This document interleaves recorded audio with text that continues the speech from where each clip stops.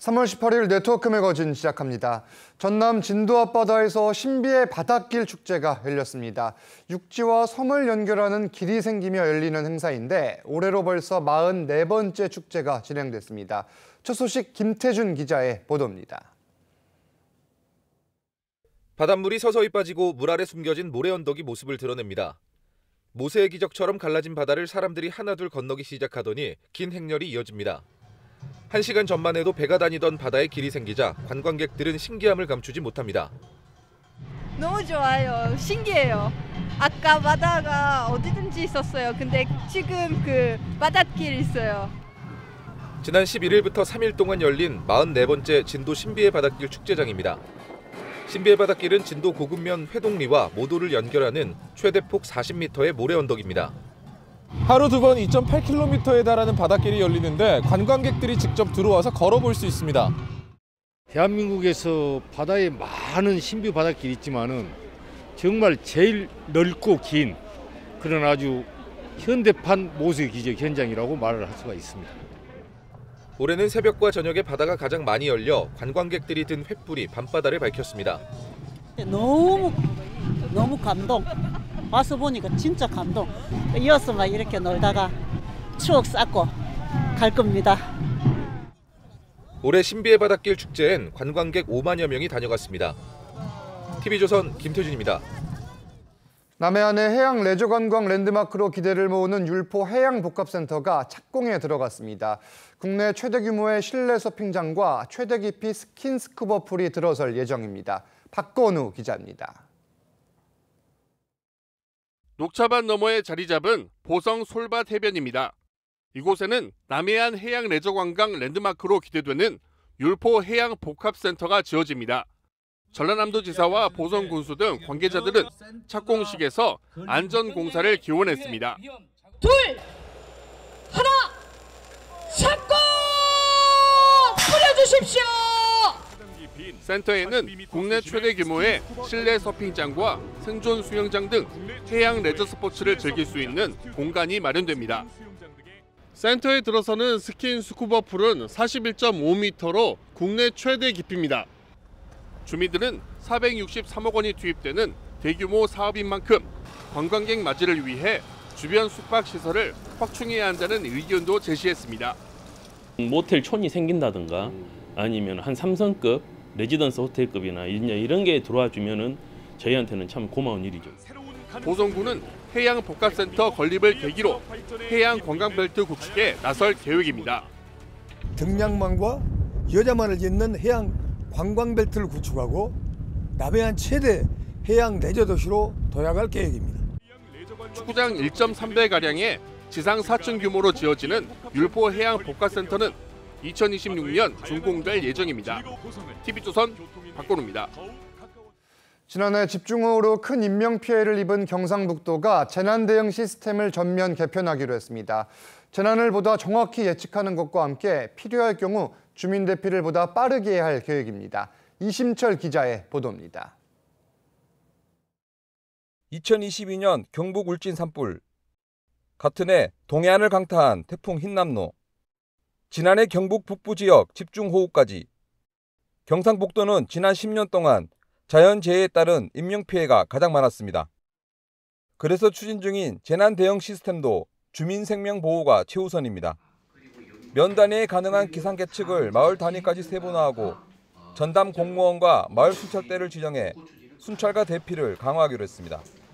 12시쯤에서 안팎에서 2시 사이에 조기 대응에 대해서 마을 순찰대가 가동하고 시 강우량 10mm와 하루 강우량 30mm 이상일 때는 무조건 5시 전에 빼내는. 산사태 취약 지역을 확대하고 마을 대피소에 대한 안전 점검도 진행합니다. 경상북도는 재난 전문가를 키우기 위해 해당 부서에서 오랫동안 근무하면 승진을 빨리 시켜주는 시스템도 도입했습니다. 기피 부서인 재난 관련 부서에 근무하면 20년 안에 국장 승진도 가능합니다. 경상북도는 올해 안에 경북 22개 시군과 협의체를 구성해 기초지자체 재난부서에도 전문성을 강화할 예정입니다. TV조선 이심철입니다. 50인 미만 사업장에 대한 중대재해처벌법의 2년 유예 법안이 국회에서 계류 중입니다. 영남권 중소기업들은 유예 법안 통과를 촉구하는 결의대회를 열었는데 법안을 둘러싼 목소리는 여전히 엇갈립니다. 하동원 기자입니다. 영남권 중소기업인 등 6천여 명이 피켓을 들고 구호를 외칩니다. 중대재해법 유예!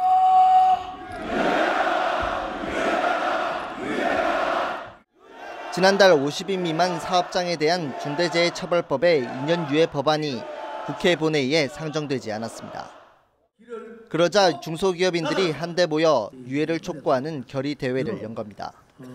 80년간 3대째 식당을 운영하는 업주부터 사고가 발생하면 모든 책임은 사장에게 묻고 사법기관에서 수일 동안 조사를 한다면 어떻게 장사를 계속할 수 있겠습니까? 어업인들 역시 현실과 맞지 않는 법이라며 목소리를 높였습니다. 매년 조업 중 80명 이상의 사망사고가 발생하고 있는 수산업과 전혀 현실에 맞지 않고 충분히 준비할 시간도 없이 노동계에선 이미 2년간 유예됐던 법이라고 말합니다. 유예시키는 것보다 현장에서 빠르게 이게 사업주님들이 우리 회사에 어떤 문제가 있는지 확인하는 상황들이 먼저 선행돼야 된다고 생각해요. 중소기업계는 다음 달 서울에서 1만 명 규모의 결의대회를 예고하고 있어 중대재해처벌법 유예를 둘러싼 논란은 한동안 계속될 전망입니다.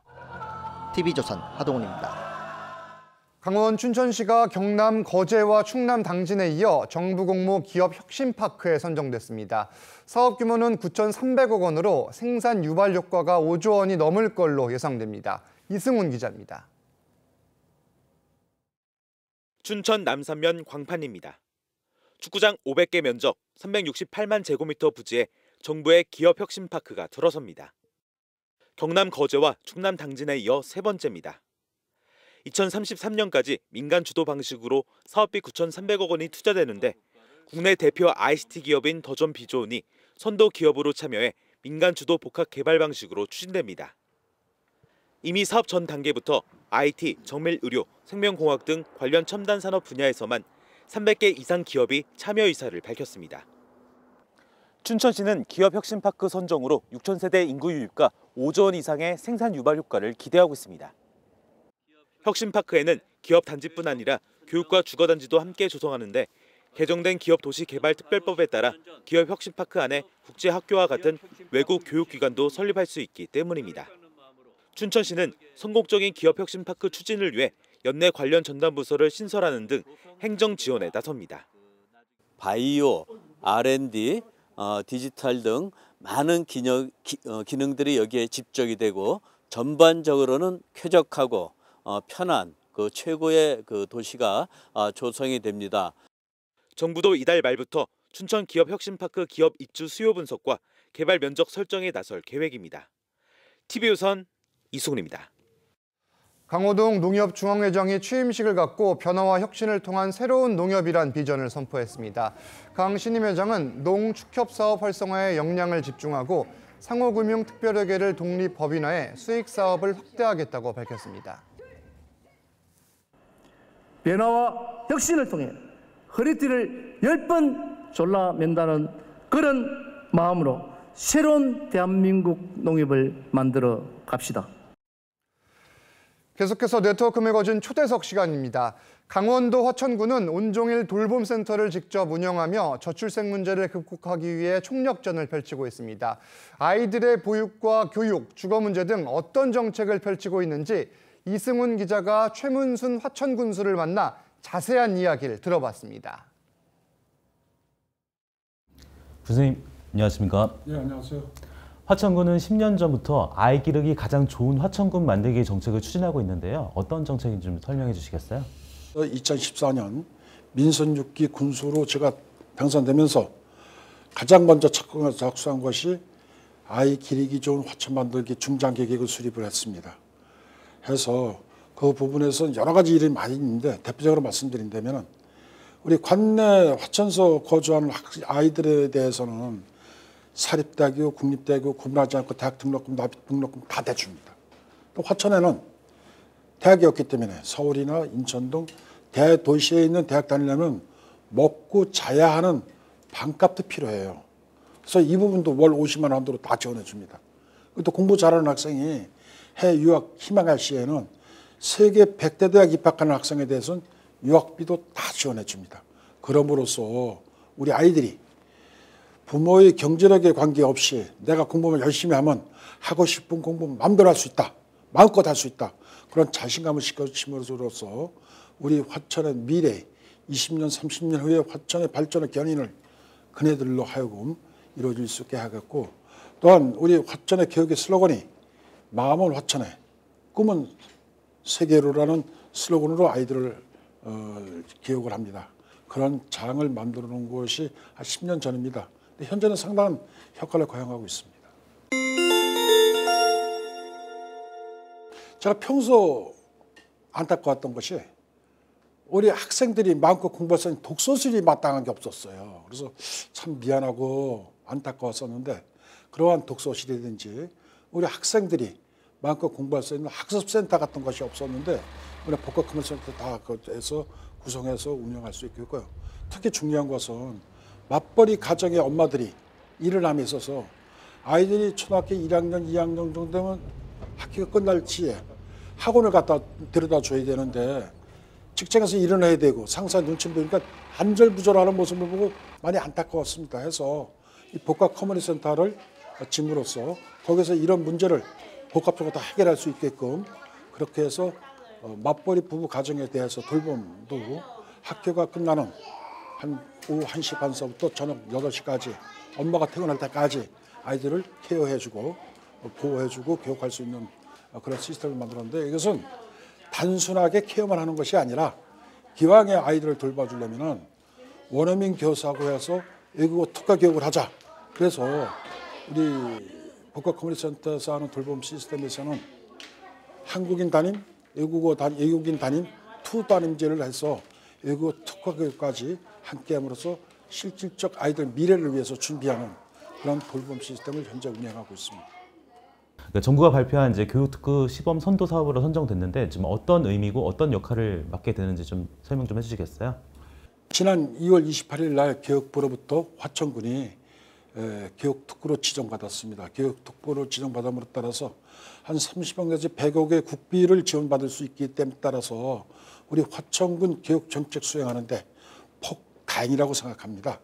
그러니까 앞으로 우리 화천의 교육 발전은 아이들 교육이라든지 보육에 대한 문제도 있겠지만 이게 전체적으로 세계가 맞아 들어가려면 교육도 좋고 보육도 좋지만 일단은 젊은 부부들이 결혼해서 기거할 수 있는 주거 정책이 마련돼야 됩니다. 따라서 안전한 주거 정책이 정착된 후에 아이들 낳으면 보육 정책도 가야 또 교육 정책이 가야 완전한 교육 정책이 실현될 수 있다고 생각합니다. 따라서 교육 특구가 되는 따라서 국비의 종잣돈이 받아 지원된다면 거기에 분비 합하여서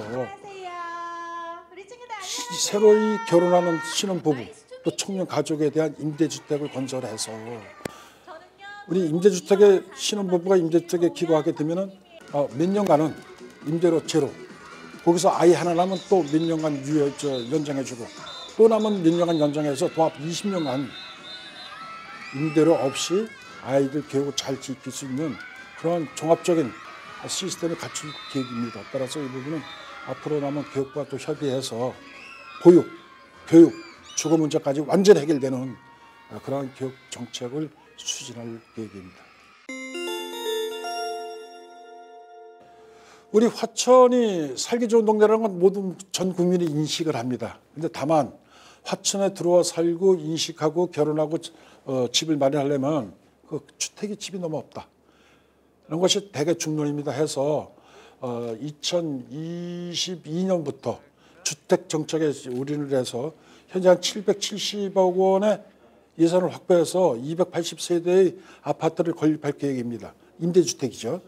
그다음에 민자가 한 400세대 정도 민자 아파트가 건립되고 또 우리가 국비를 받아갖고 100세대분의 택지를 만들어내서 와서 집을 지을 수 있도록 하고 새로이 집 짓는 그 희망하는 가구에 대해서는 장기 저리 융자를 알선해주고 또 여기에 발생하는 이자도 군에서 50% 지원해 줌으로써 주택을 많이 지을 수 있도록 그런 정책도 추진하고.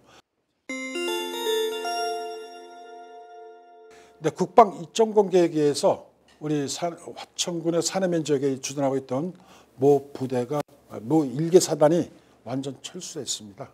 사실상 1개 사단이 철수하면 우리 지역 경제에 큰 영향을 미칩니다. 인구 감소도 뭐 정확한 숫자는 수천 명이 감소된 상황이 있고 그러다 보니까 지역 경제도 疲惫되고 상당히 어려움이 있습니다만 그 27사대에서 사용하시던 비행장을 우리가 이제 산업단지로 조성하려고 현재 군부대와 협약 중이고요.